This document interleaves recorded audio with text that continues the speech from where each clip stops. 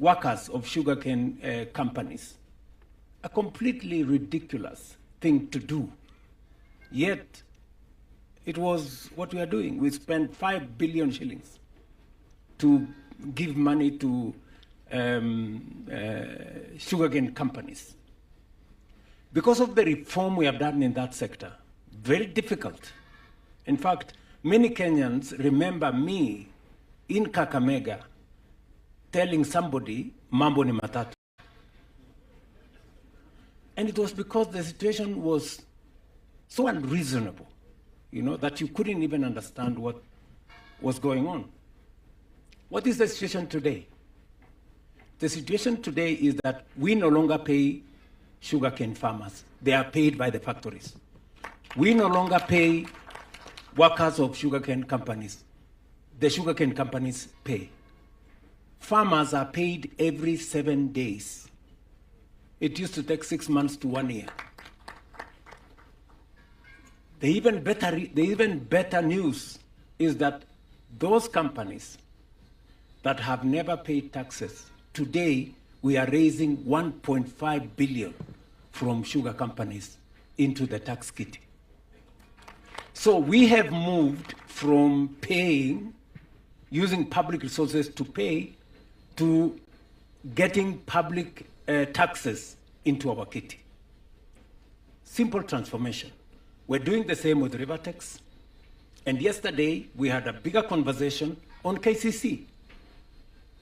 We have spent 7 billion shillings on KCC in the last 3 years. And I have made the decision that it's not going to happen again. We're going to reform Kenya Cooperative Creameries.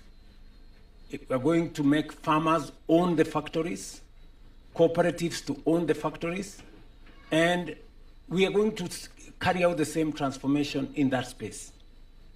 And it is the reason why you see the changes in our economy that are there. It is not by accident that our exchange rate is stable. It is not by accident that inflation is low. It is not by accident that we have a bigger kitty of foreign exchange reserves. It is deliberate actions that we have done. And it is the reason why, even as we divest, and you have asked Kibet a question as to what is the horizon, what's the runway. I want to tell you, we will be back. And it's going to be soon. I don't know when to say that soon is. And it is because we have a lot of value locked up in mature public assets. Take, for example, Kenya Pipeline. Faith, the chair here, said over the last 5 years, they've given us 24 billion, which is correct. On average, the mathematicians here, 25 billion in 5 years is on average about 5 billion a year, right? So this company, worth so much money, is giving us only 5 billion shillings a year. Unlocked. 65% of the company, we now have 100 billion. These 100 billion, if we were to wait for Kenya Pipeline to give us dividends, how long would it take for us to give us 100 billion? 20 years. But with this 100 billion, which we have today, we will build the airport. We will generate another maybe 1,000, 2,000 megawatts of energy. We will build about 12 dams. And we will build many kilometers of roads across Kenya. If you count what that would amount in 20 years, it would be 100 times the value we would get from dividends. So there is a lot of value locked up in some of these companies, and we have to use innovative ways of how to unlock this value. I remember we were here on the Lindsay product that helped us to build Talanta. We took a portion of the sports fund And I saw some small argument by some people there. Oh, you know, this government, they have pledged sports fund money for 15 years to build Talanta Stadium. Yes, we have. That's correct. But the question I asked them, the same sports fund has been there for 20 years. What has it achieved in 20 years? Something that we can see. Nothing. At least for the next 15 years, we will have Talanta Center, Talanta Stadium. It is a signature project. It is a project that next year will give us the opportunity to host AFCON. It's going to make money going into the future. In the past, that sports fund was used to build Cabro here, a gate there, I don't know, something there, and most of it was actually misappropriated. At least we now have the discipline to pay for Talanta. This is the kind of thinking, this is the kind of innovation that our country so seriously desires. And therefore, as I sit here this morning, I am very proud of the achievements we have achieved together. I am very happy that we have pushed this securities exchange. The numbers here are 3 times, okay, maybe 2.5 times what the numbers were 3 years ago. True or not true? So that's the kind of thing that changes the country. What is transformation? Transformation doesn't happen. It is made to happen. This lady just said the way to predict the future is to create it. We must create the future ourselves with our own innovation, with our own creativity, with our own ideas. And that's why I sit here this morning very confident about the future of Kenya. If we move at the pace at which we are moving, we will change this country in our lifetime. The numbers speak for themselves. And therefore, the runway going into the future, we will continue to reform our space. Apart from what we are doing in all the other areas, I signed the government-owned enterprises law that now sets the standard for commercial government-owned entities like Kenya Ports Authority, like Kenya Airways, Kenya Airports Authority, like Kenyan, and all the others, sets the benchmark for them. Going forward, boards of directors will be appointed in a competitive manner. People who have served as politicians like myself, they have to have a cool-off period before they can come there. What we've done in the past is, you know, somebody fails in the election, the next day we nominate them to be a board member in Kenya Pipeline. They arrive there, the first thing they're looking for is, oh, you know, I've come from an election. Where do I find some money? Where is the contract? Where is the... And we mess up the whole space. That is going to be a thing of the past. And I am saying so with a lot of respect to politicians like myself, right? Me being one of them. We have to seriously consider how to move the country forward. It is the reason why I signed the conflict of interest bill, you know, to make sure that those of us who have political power or influence do not interfere with the prudent management of the affairs of our country. You know, these are steps that, and by the way, I had a lot of difficulty persuading members of parliament to pass the conflict of interest bill, you know. But finally, we had a candid conversation. There are sacrifices we need to make to get the country moving. So thank you very much. I don't want to give you a long lecture. Thank you. Thank you. Thank you, Your Excellency. I think this is the sort of lectures we like. So thank you. Thank you. What we've taken there is KPC is not the climax. It's just that we are in the beginning of a robust pipeline of opportunities. The best way to build the future, to predict the future, is to build it yourself. Key takeaway for us there. Thank you, Your Excellency, for accepting to be in the panel and for the very authentic and insightful discussion that you've shared with us. Thank you, DG Kibet, for sharing with us the three things that are driving your operations at the National Treasury. And thank you, Rina, also for sharing with us, incidentally, also three things on the insights as far as the IPO went. Please, ladies and gentlemen, join me in thanking His Excellency and the panelists for this. Thank you.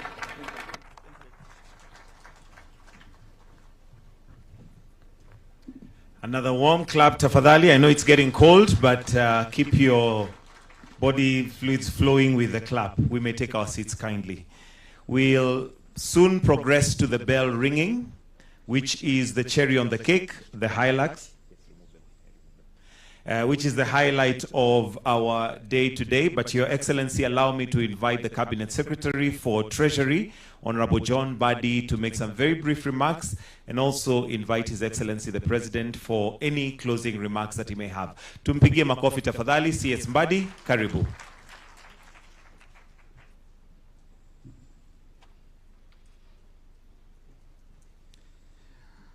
Thank you very much. Your Excellency, the President of the Republic of Kenya and the Commander-in-Chief of the Kenya Defense Forces, Dr. William Samoei Ruto, and all protocols observed. Allow me first to recognize my colleague who has been leading the line ministry of Kenya Pipeline Company before the government-owned enterprises law came into effect. The Honorable James Opio Wandai is in the house. We could just rise. We clap for him. Thank you very much. Your Excellency, it is truly an honor to stand before you at this memorable event to usher in the KPC as a listed company in the Nairobi Securities Exchange.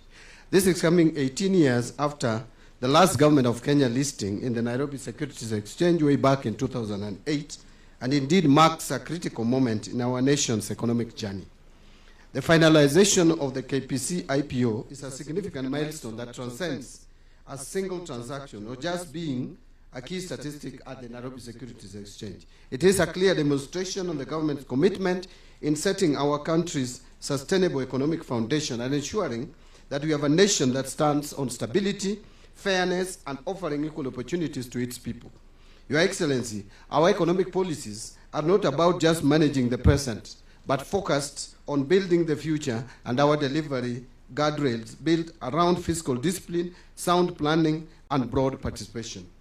I must admit that since you appointed me to this position of the Cabinet Secretary to the National Treasury, the KPC IPO has been one challenging assignment that kept me on my toes since my team and I had to get it right the first time. We did not want to disappoint you, Your Excellency, and disappoint the people of Kenya. And I'm happy today we are witnessing that success. So when I first announced the KPC IPO, I did promise the country that the process shall be undertaken under a strict framework encompassing accountability, equity, value for money, and transparency. Remember, Your Excellency, that at that time the naysayers actually said that there is some shadowy investor somewhere placed strategically to take over KPC. Today, I want them to confirm whether there is such shadowy investor somewhere taking up KPC. The architecture of KPC will be still 35% GOK, about 20% by Uganda government. We have our institutional investors investing in it. Excellency, for the support that I received from your office and the entire cabinet on this. Let me reassure our investors and Kenyans that as disclosed in the IPO's prospectus, the proceeds from the IPO shall be deployed into the National Infrastructure Fund. And you again re-emphasized this yesterday and even today. This is a vehicle we have purposed as a premier economic engine to scale up and accelerate development of catalytic national infrastructure, including national highway and railway networks, air and seaports, electricity generation, transmission and distribution, irrigation and agribusiness infrastructure. The deployment of the proceeds of the National Infrastructure Fund is well aligned with the Kenya's fiscal realities and long-term development objectives, focused on sustainable financing and safeguarding national assets for future generations. I am particularly impressed on some of the key milestones that have been gained from this IPO. One, it has been the first e-IPO, meaning all applications were submitted electronically, hence a truly paperless IPO. Number two, the IPO attracted over 70,000 ordinary Kenyans, meeting the IPO's key policy objective of democratizing public assets by broadening the shareholder base. Number three, the investment by the government of Uganda, and I'm happy that the government of Uganda is fully represented here, led by the PS in charge of energy, Madam Irene. Kindly rise up. Thank you very much, my sister. That this investment by the government of Uganda is considered very strategic in making KPC a truly regional corporate. And also, the government of Rwanda has also invested, through their pension scheme, has invested in KPC.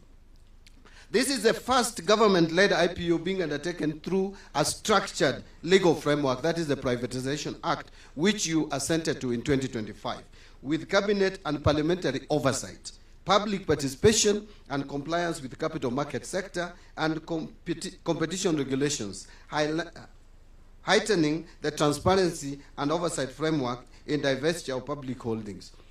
All IPOs carried out by GOK, or Government of Kenya, in the past were undertaken through policy framework, and this is the first time it is being undertaken through a robust legal framework with transparency. We strongly root for the capital markets as the most strategic tool that supports economic growth through the provision of capital, encouraging investments, and improving market system. It is one of the most powerful mechanisms we have for mobilizing savings, directing investment, and generating wealth. I am impressed with the recent development in this market following the launch of ZD by Safaricom PLC, which has given ordinary Kenyans access to direct tech in national progress. Over 36,000 Kenyans participated in this IPO through the ZD app, and it's worth noting that the app was just launched a week to the close of the offer. From a capital markets development perspective, Your Excellency, KPC, which is now PLC, as a newly listed corporate at the Nairobi Securities Exchange, provides institutional investors, both local and foreign, such as mutual funds, pension funds, and insurance companies, with an additional instrument to diversify their assets, thus increasing the potential for significant inflows of portfolio investment.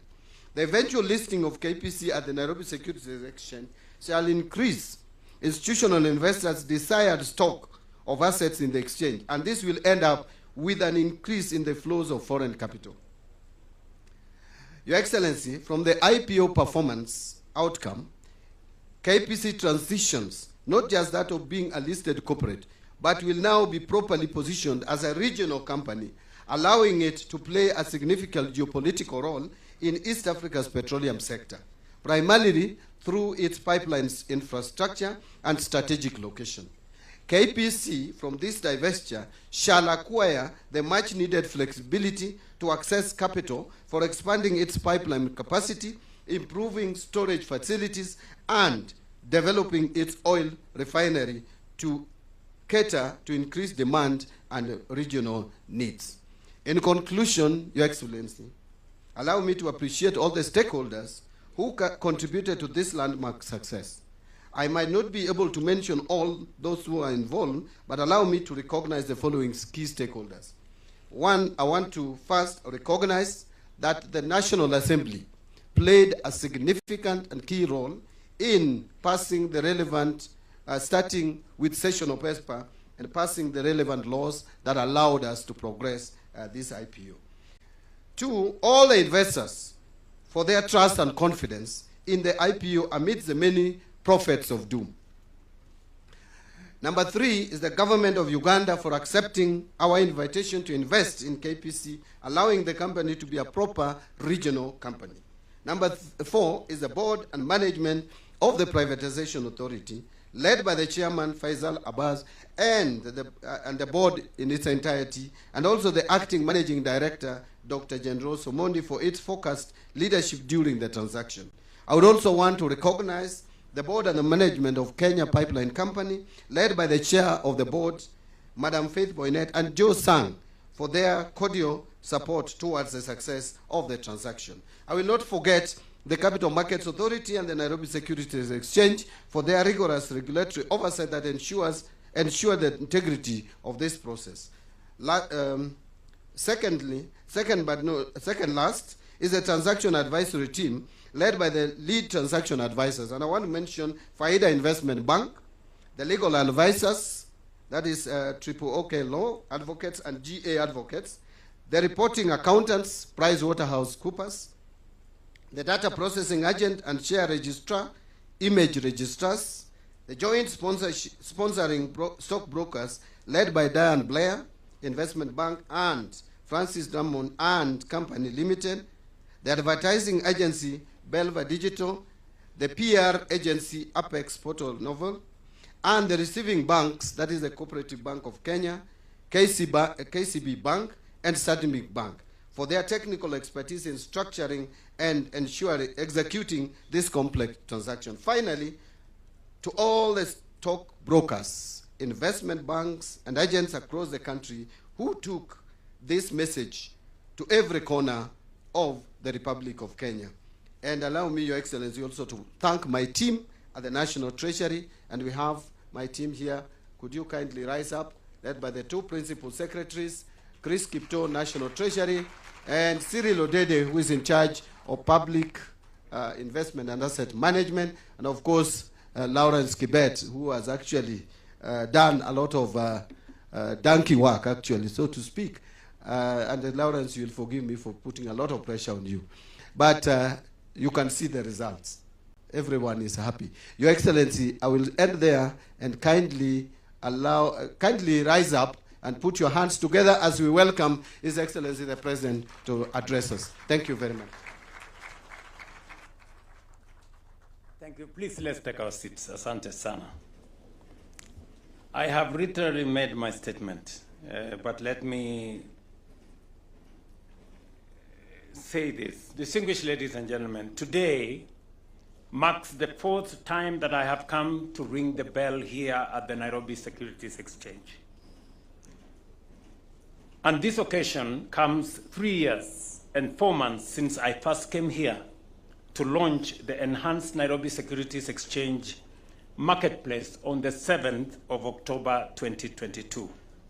On that day, I promised that the government would be bringing the Kenya Pipeline Company to the stock exchange. It may have taken longer than I had planned, but today that moment is finally here. Ladies and gentlemen, the Kenya Pipeline Company IPO is the first privatization listing in nearly 2 decades at this bourse. The previous one being Safaricom, which was listed in June 2008. But there is a deeper significance to today's listing. If you ask many Kenyans today, few can point to a specific national asset or project that has been built using proceeds from the sale of government stocks in companies such as KCB in 1988, Kenya Airways in 1996, Kenyan in 2006, or Safaricom in 2008. While those transactions helped deepen our capital markets and broaden ownership of this IPO, as well as future privatization, will provide capital to the National Infrastructure Fund, which I signed into law yesterday on Monday, February 9th, 2026. This is momentous because it marks a strategic shift in how Kenya finances development, moving away from a framework in which infrastructure is primarily financed by debt or taxes, to which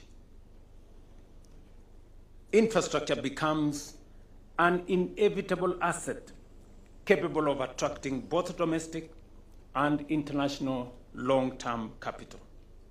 Ladies and gentlemen, some have suggested that rather than sell these public assets, we should keep leveraging on the dividends they generate. Others argue that if we must pursue privatization, then the funds raised should be used primarily to reduce public debt. While these views are legitimate, they do not answer, the fundamental question before us. How do we deploy our public assets in a way that delivers the greatest and most enduring value for the people of Kenya, both today and for the generations that will come after us? Allow me to demonstrate how the approach we are adopting enables us not only to finance critical infrastructure, but also manage our national debt more responsibly. First, without the proceeds of privatization, we would be faced with two difficult choices: either to slow down investment in critical infrastructure or to continue financing commercially viable projects through additional government borrowing. Neither option serves our long-term interests, and both are suboptimal and ultimately counterproductive. Let us assume, as I said earlier, that we borrowed an amount equivalent to the proceeds of the IPO at, say, 12.5% interest rate. We would pay an annual interest of 13.5 billion every year, which is nearly 4 times the 3 or 4 billion dividend that the 65% Kenya Pipeline government shareholding would have continued earning the exchequer. In other words, while the annual dividends provide a steady stream of revenue, they are far too modest to finance the transformative projects our country so seriously requires.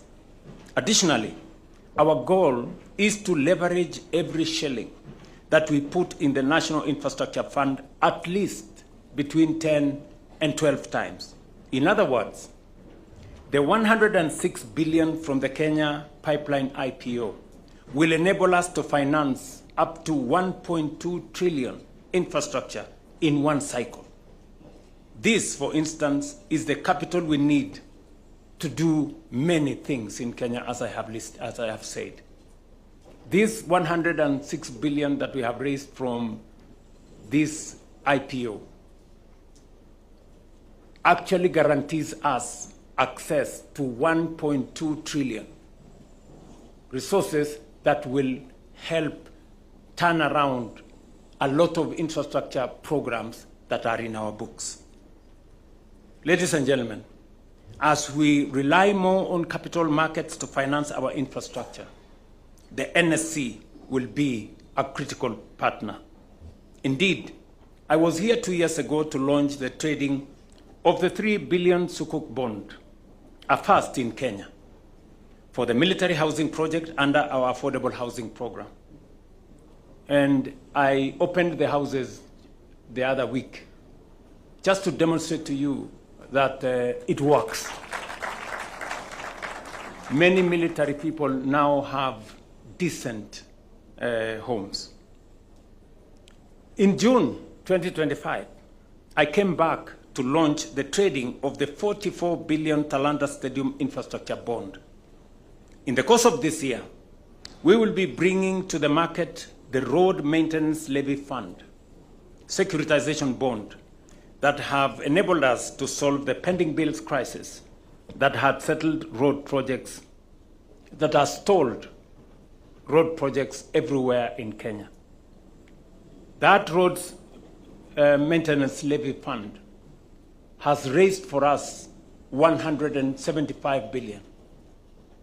And we will be bringing it here just to finalize so that people can trade as well. Put together, these transactions add up to a total of 335 billion of budget infrastructure financing.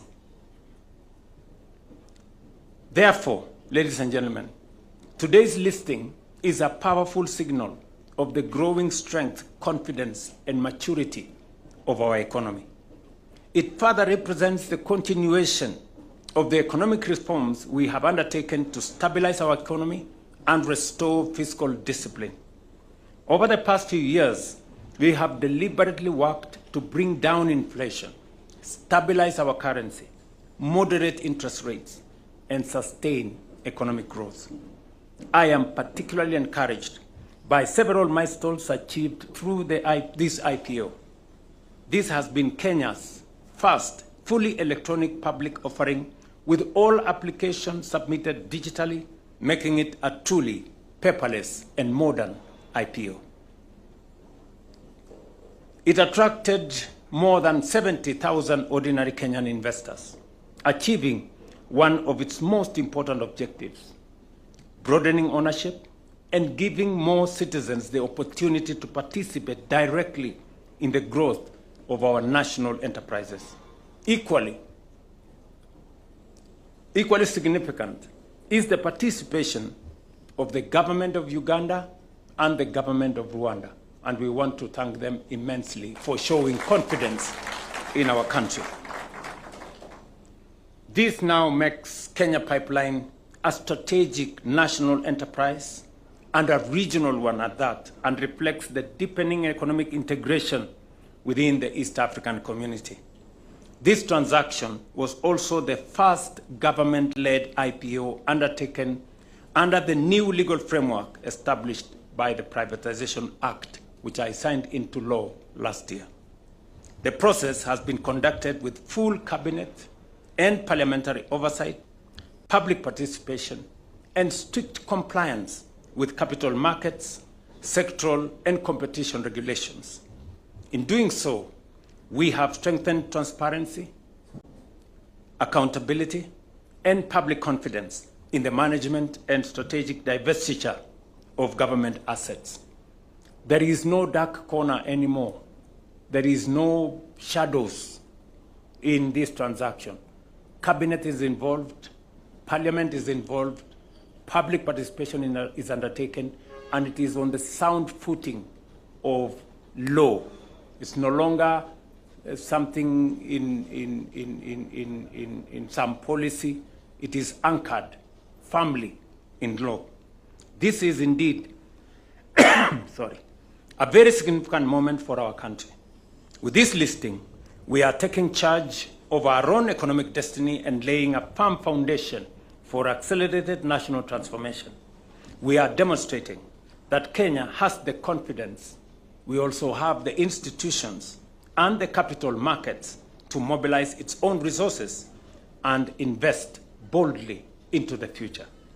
By unlocking the value of our national assets and directing it towards transformative infrastructure, we are building a stronger, more resilient economy, one driven by our own ingenuity, our own enterprise, and our own determination to secure prosperity for our generation and the generations to come.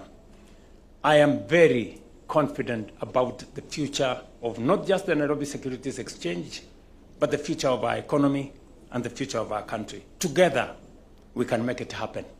Thank you very much. I wish you the very best. Have a good day.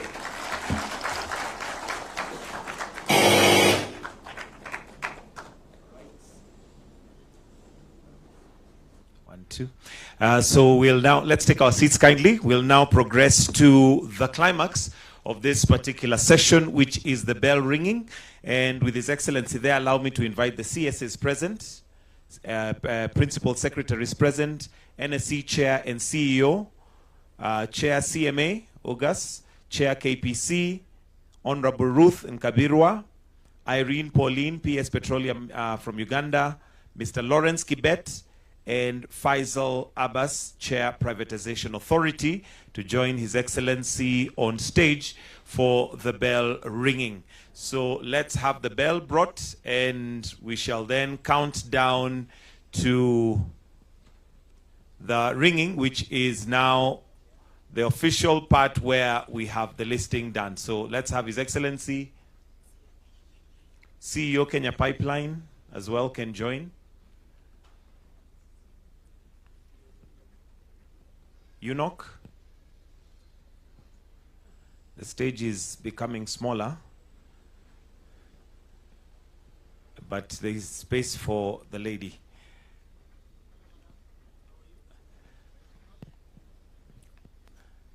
All right, so Your Excellency, at the count of 3, we shall then ring the bell, and that has the trading begin. So Your Excellency, in 3, 2, 1, Makofi.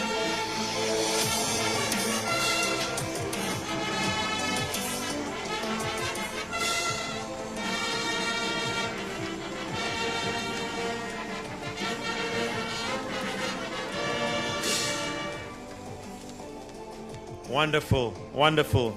So, thank you. So we'll just have a photo opportunity. We have that photo, if we can kindly just have that one. Then we'll have that followed by KPC board.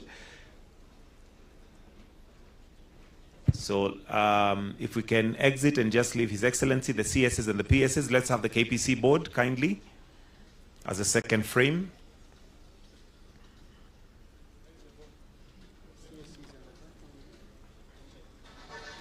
Cabinet secretaries would have remained. You can, CSs, you can remain, please.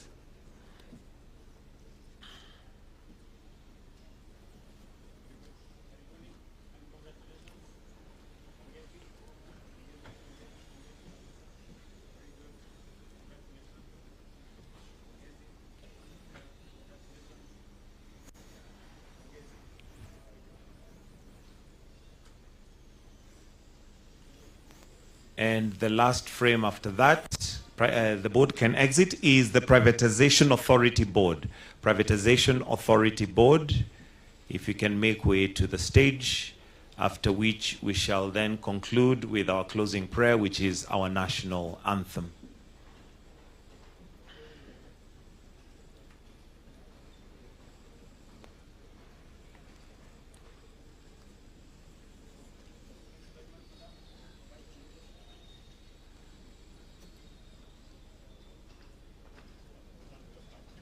We're just waiting for the privatization board as our last frame.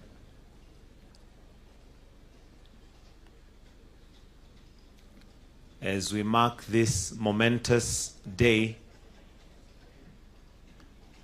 17 years after the last major listing here at the NSC, which must be also a very proud moment for the NSC chair, as he makes progress to a different assignment.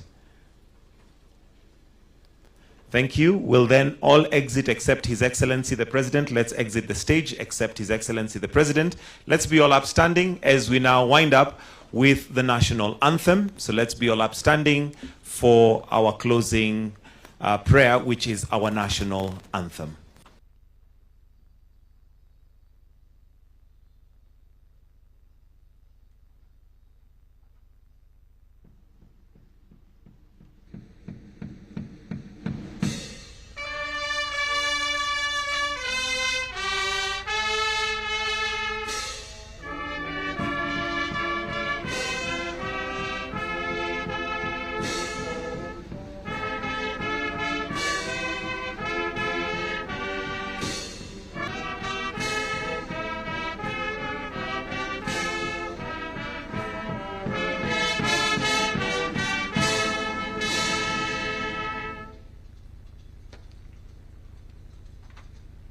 We'll then just maintain our positions as